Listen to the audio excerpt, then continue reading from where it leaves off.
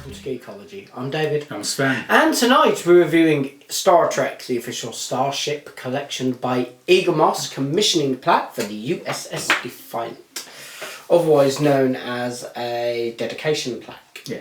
Right. Would you like to do the honours? Yes. So these are shipped out in, well, what is standard packaging for them, which is a box with a polystyrene insert. Okay.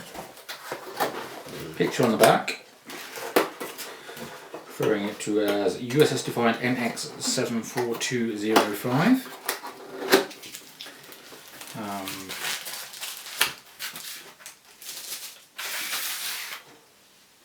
Reveals the ship's launch date, etc., but other than that, it's quite a plain box, really. Okay. And there's standard polystyrene, a bag, a piece of tissue, and then one very copper painted piece of polystyrene resin, do you think? Probably. I think the D wasn't it? Yeah, I'm pretty sure that it was. Also worth bearing in mind, of course, this is half size, just like the D one is. Yes, yeah. Which a lot of people don't seem to realise. Don't do them full size, because... Expense. 40 quid, would it sell? No. No. There we I go. don't know. A few of us bought the Franklin Mint one, and that was over 100.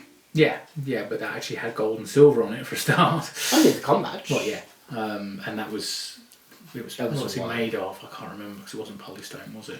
It's a lot more fragile. More fragile, but yeah, it was some resin. And it was wooden. It had a wooden framed, surround. Yeah. Came with a certificate of authenticity. You could stand it up properly. So I mean, this has got no mounting on it whatsoever. No. Which is a bit of a shame.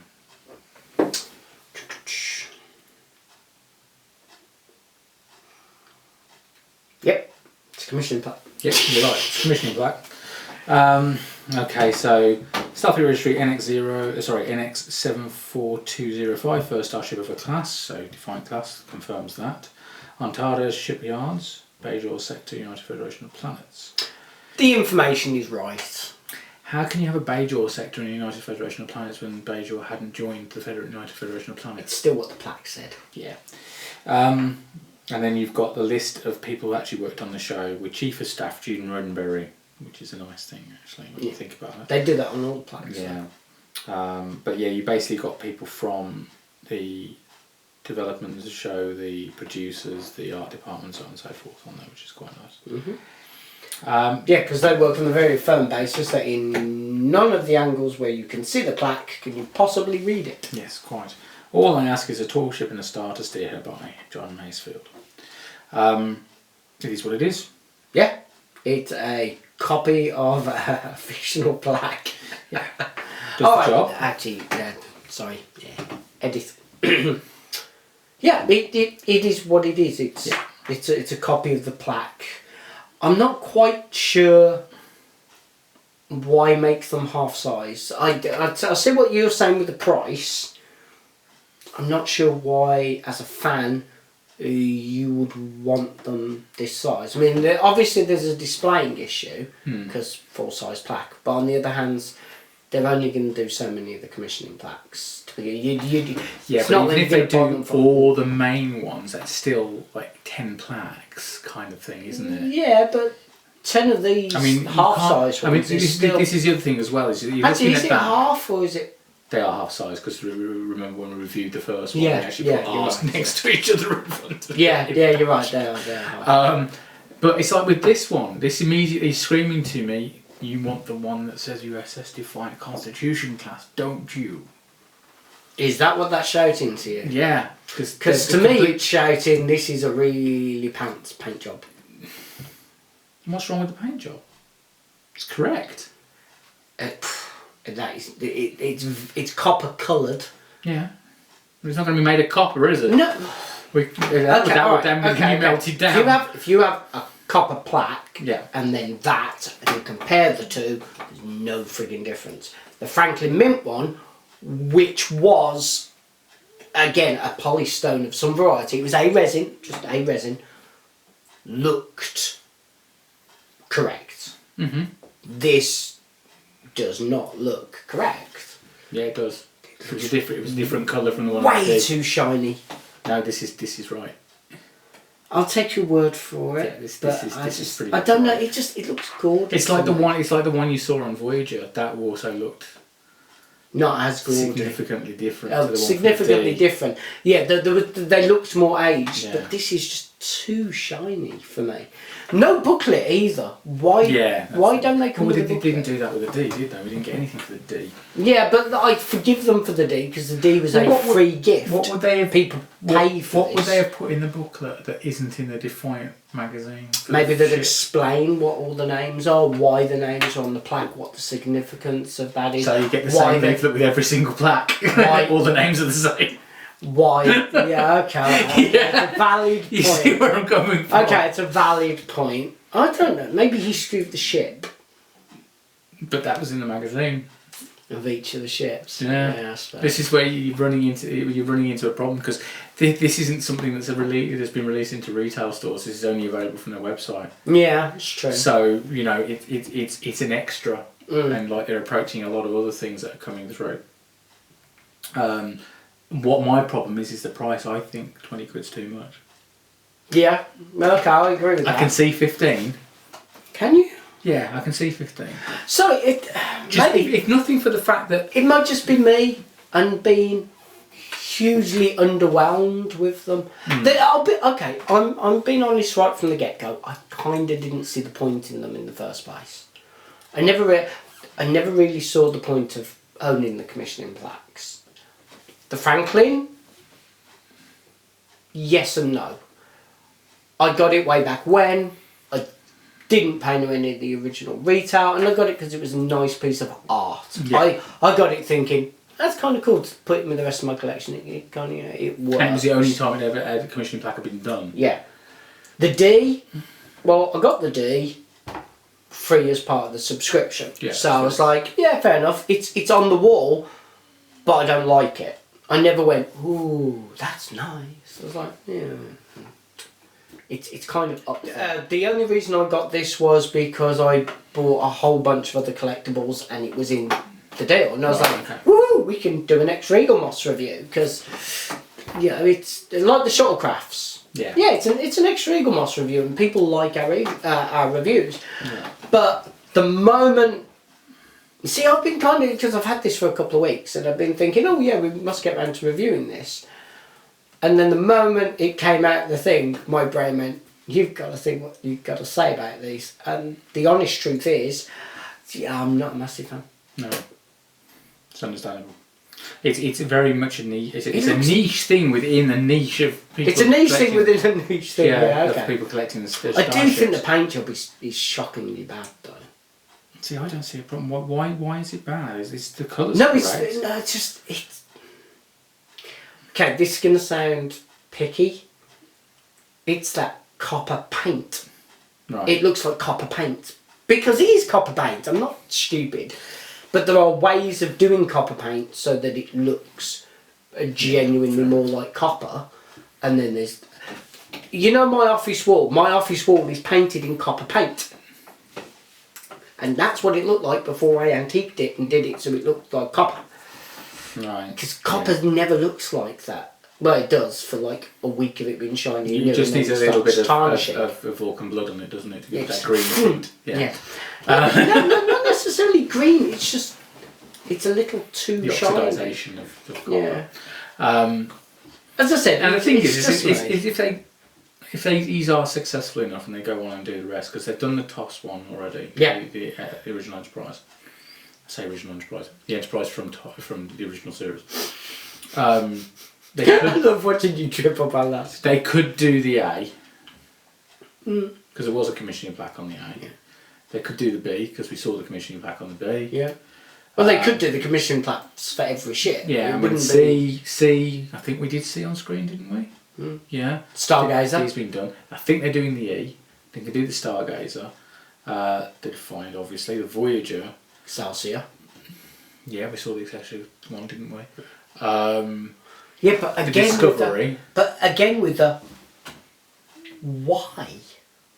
Hmm. People wanting the ships, I get that. Very much get that. That's why I have a wall of... By the way, I'm expanding the set. Don't get me wrong. Yay, they're expanding the set. Series up to 130. But I did look at the wall and go, where are they going? how much? I now need to put the specials somewhere different to where my main ships are going to be. Because I calculated more it. specials They coming as well. can't expand the collection past that without me going, well, now I need to find somewhere else. Because this wall. Especially now there's more specials coming. Oh no, that's not counting specials, just the standard ships. Hmm. That's it. They can't expand the collection beyond that.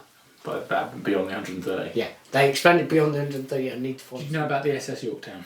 I knew what you told me. Right. Okay. So basically, it's going to be a Constitution class model. Yeah. But painted, but With the new registry. Well, it's not really new. The original registration, technically. Well, it's NCC 1717. I'm still not sure on right. that. But it is right. It isn't right. Because the Yorktown ended up with 2 different registries. How much does your head hurt? It's quite a lot. But it's SS Yorktown because it was from pre-USS Enterprise, pre-Cage. So we're talking way back when Mount Jefferson. Wind the cannon up. Wind the cannon up. Yeah. But of course, it was the refit of the Yorktown that got renamed Enterprise 1701A in the official canon, which is in the Writer's Bible from Next Gen. That's why the A that you see in Star Trek 4 was so quickly readied. You should see him doing a dot to dot. It's amazing. And it must have been the second refit because at the beginning of Star Trek 4 you actually hear the Yorktown is having its ass kicked by the Whale Pro.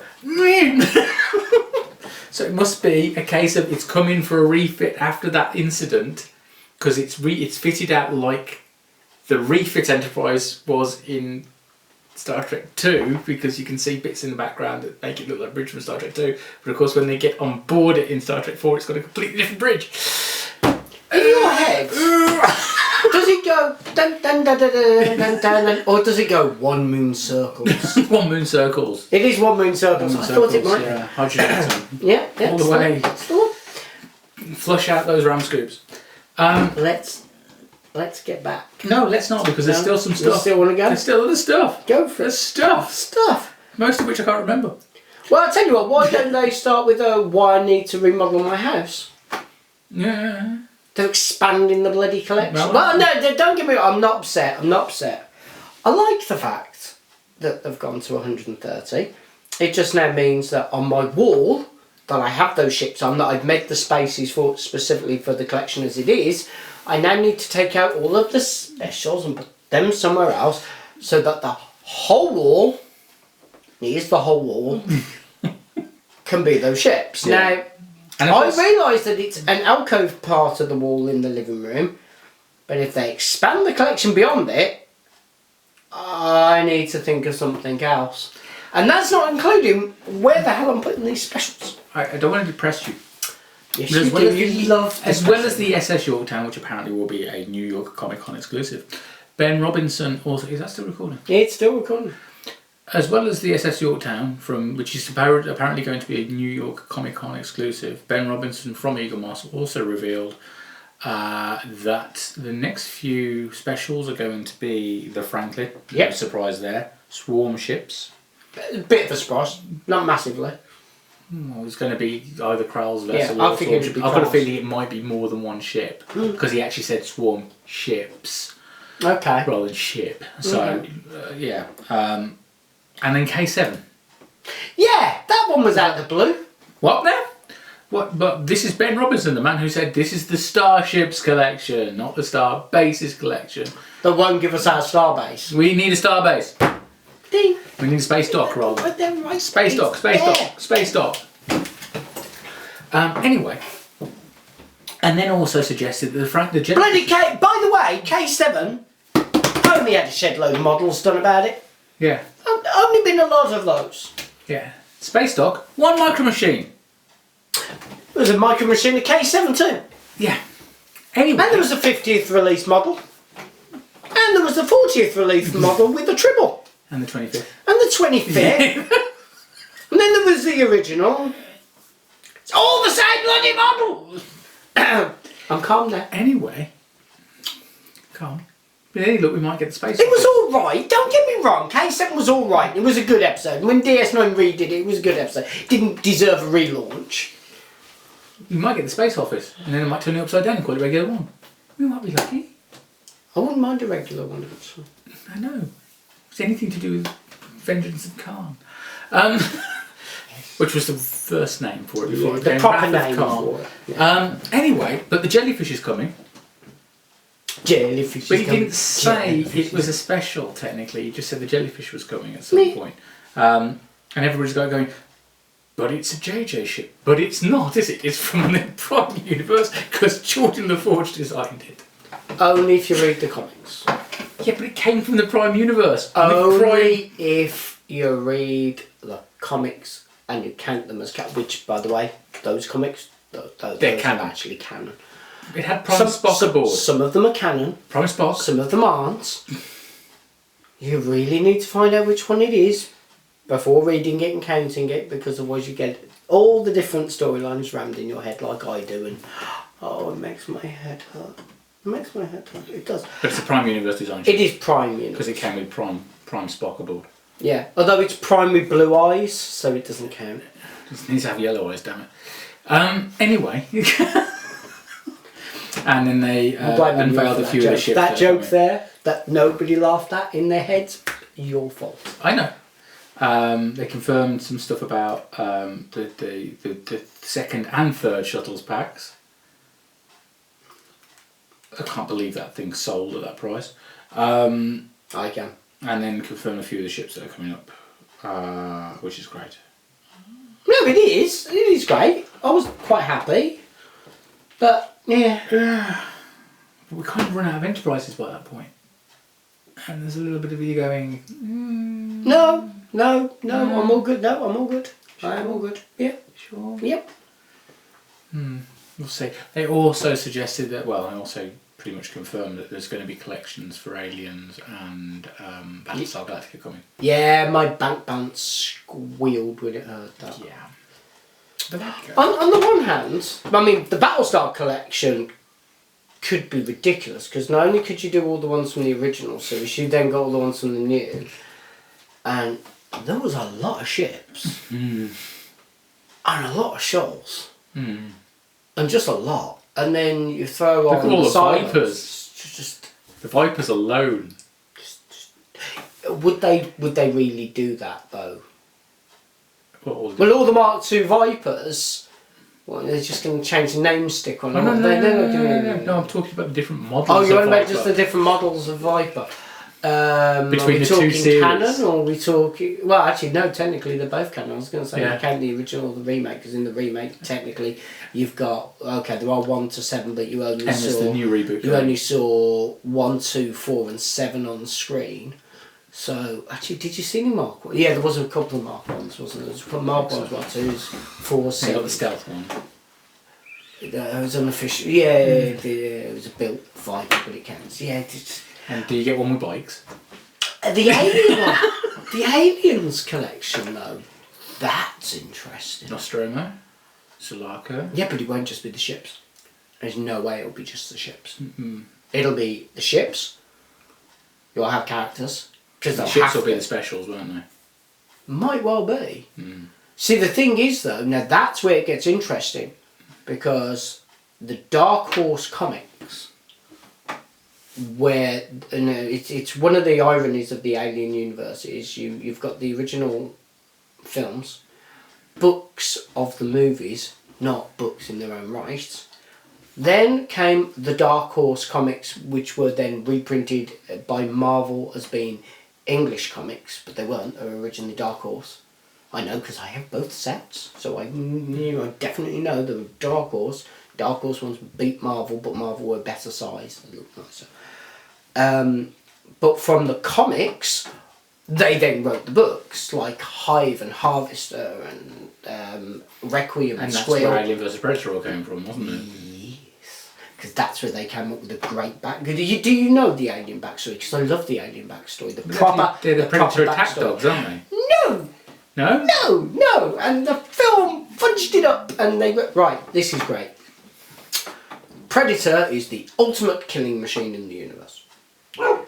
have been for a long time, getting kind of bored. So they genetically engineer the ultimate killing machine, the aliens. And then they went, as a nice little thing, we'll do it so that when we drop them on a planet, whatever they eat, whatever they digest, they take on that form.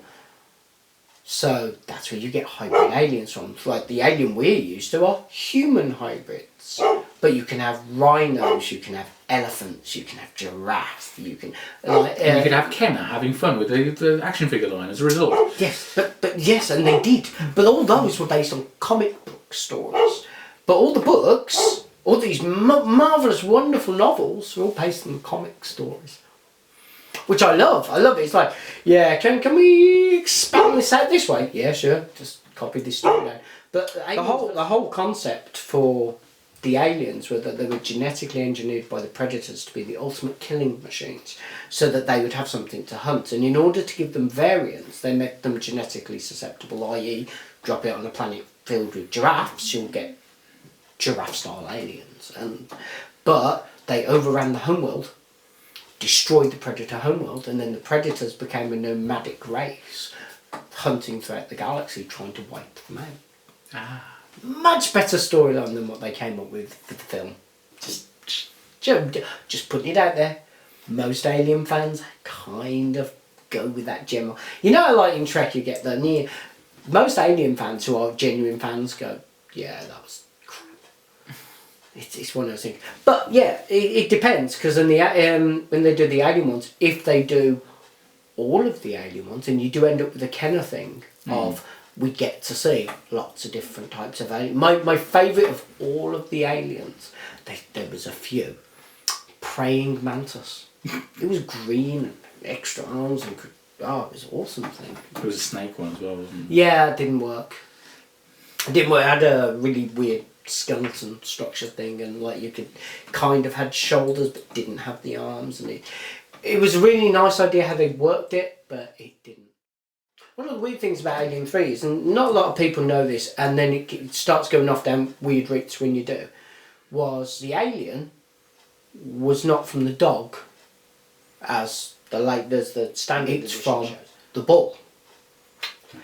Now this is good and bad for different reasons. I don't remember a bull being in it. That's because you've only ever seen the standard edition. The problem is, they show that, and then the rest of the film shows you the dog alien, because the bull alien was massive, great big chunky armoured, a beautiful creature, just stunning. And yeah, no, all you ever see is the wimpy dog version of it. Okay, so the Plaque. Yes, the Plaque. 20 quid's too much. Yep, I agree with that. 15 quid would be more palatable. Tenner. Tenner would be better, considering you having to pay postage as well. I mean, 15 quid including postage would be fine, I would say. At 20 quid, I don't think I can give it any more than a 5. Okay. If it was 15 including postage, 7.5. We don't often score specifically on cost. Yeah. Okay, so my score for it.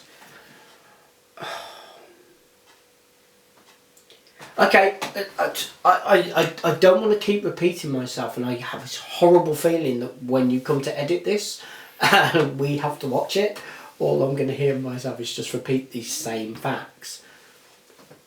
If I try and put aside from the fact that I have zero interest in it and go for what I know other Star Trek fans like, they like things that look like the versions of the ship. So from this perspective, other than the paint job, which me and you disagree on,